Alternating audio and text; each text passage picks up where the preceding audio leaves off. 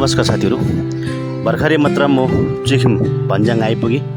यहाँबाट left turn लिन्छु म र आज चाहिँ तपाईँलाई म चुनाभट्टीको भिडियो पुरा देखाउने छु। हेर्नु नछोड्नुहोस् होला मेरो भिडियो।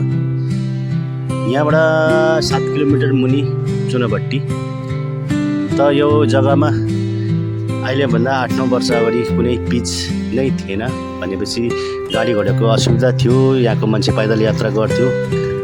अहिले भने चाहिँ पक्का पिच बाटो आउने रहर मेरो आज पुरा भयो।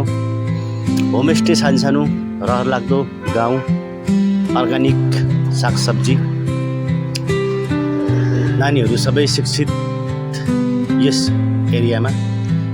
र तपाईहरूले पनि आउने मौका पाए भने चुनाभट्टी घुम्नु आउनुहोस् होला। सफा बाटो, शान्ति, कुनै ट्राफिकको समस्या छैन। डाँडा वारिपारि भ्यू पोइन्ट एकदम छर्लङ्गै देख्दो रहेछ। पातला गाउँ र हामी स्कुटीमा भएको कारणले भिडियो निकै हल्लिँदैछ साथी हो। स्कुटीमा भिडियो गर्नु अप्ठ्यारै हुन्छ र श्रीमती, छोरी र म आइतबारको मौका पारेर यसरी चुनाभट्टीतर्फ लागेको प्राइमेरी स्कुल।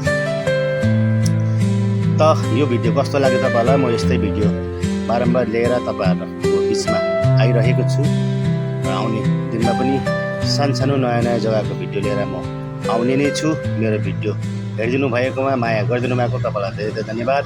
र आजका हामी यति नै थियौँ।